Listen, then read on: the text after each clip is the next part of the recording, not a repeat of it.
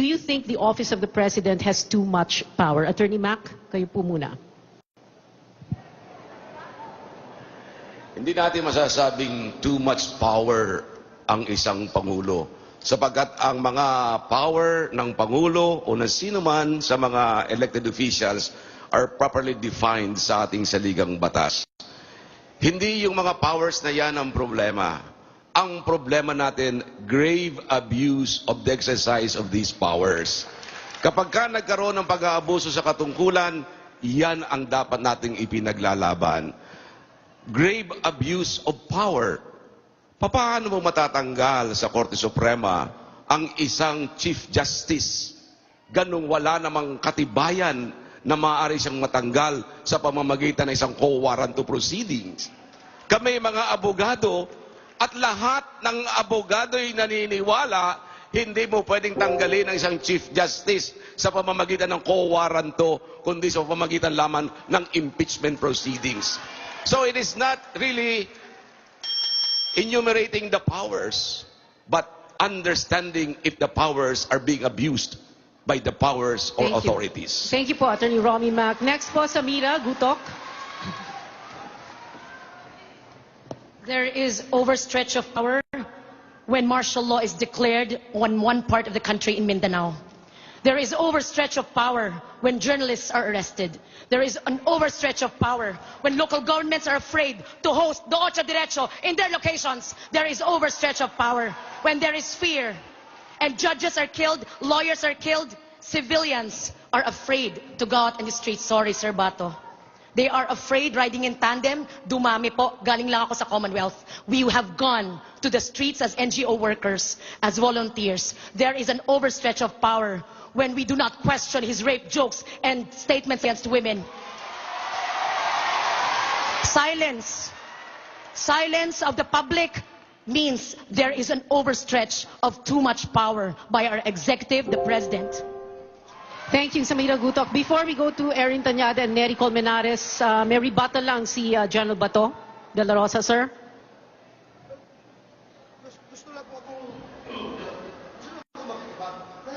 Parang kasalungatan yung sinasabi ni Samira sinasabi sa ordinaryong tao doon sa baba pag nakausap ko. Bakit sinasabi nila na they feel safer now compared before? Paano ba? Ayaw ba talaga natin tanggapin ang katotohanan dahil tayo ay nasa oposisyon? I cannot understand. A brief counter, and then we go to Erin and Nery. Sir Bato, please Sir, sandali lang po. Please go, Sir Bato, to Commonwealth, to Baseco, to this location. Sila mismo nagka-question sa ginagawa nyo. All right, let's go to Erin Tanyada. Erin. There's abuse of power when the Senate keeps quiet as the killings continue and do not have investigations. There's abuse of power when the President uses fear to conduct his policies in the country. There's abuse of power when he uses the pork barrel as a means to buy votes of congressmen and of senators. So ang kailangan po natin, mga senador na handang tumayo sa abuse of power. At wag po natin kakalimutan po, otso deretso. Okay.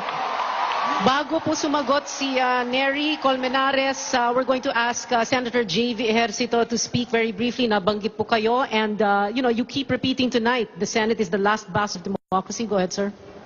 Yes, in our experience, si Presidente, kahit ano sabihin, pag meron kami aksyon na ginawa, nire-respeto niya. Kung ano man ang ginawa namin, halimbawa, yung pagtanggal, alam ni General Bato, yung kanina nabak ko na, hindi po sila umangal. Nag-comply sila dahil yan ang desisyon ng Senado, tanggalin yung controversial na Oplan double barrel. Pangalawa, doon po sa controversial na pork barrel, ang Pangulo po ang nagtanggal nung dinagdag na pork barrel.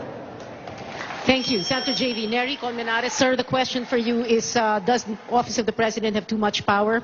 Sa ilalim po ng konstitusyon natin, napaka-powerful ang isang presidential system, ang presidente. Kaya the more reason po na dapat independent ang Senado, checks and balance ang function. Kaya hindi po ako pareho ng aking mga kasamaan sa Kongreso na lumilipat sa partido ng bagong presidente. Dahil pag lumilipat ka sa partido ng bagong presidente, nako-compromise mo ang checks and balance function ng Kongreso. Kaya the more reason ngayon na igiit natin yan. Ang Senado po hindi dapat sunod-sunuran. Nasa krisis ang ating lipunan. May krisis sa tubig, may krisis sa kuryente, may krisis sa mataas na presyo ng bilihin. Huwag dapat nating iboto yung mga senador na kumakampi doon sa paggawa ng krisis, kundi mga senador na susolusyon sa krisis, mga independent senators doon sa Senado.